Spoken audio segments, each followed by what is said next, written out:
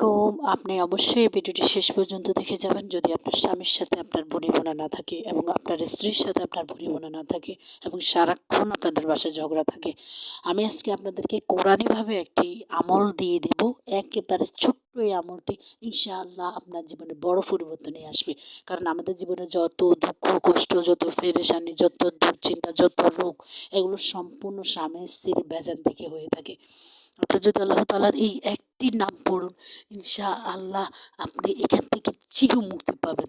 এই নামটা হলো একেবারে ছোট, এই নামটি একেবারে ছোট নামটি দেখছেন বন্ধুরা, দেখছেন এই আমি আপনাদেরকে দেখাচ্ছি, দেখেন এই যে ইয়া ইয়া ওয়াদুদু, ইয়া অদুদু, হে শ্রেষ্ঠ বন্ধু।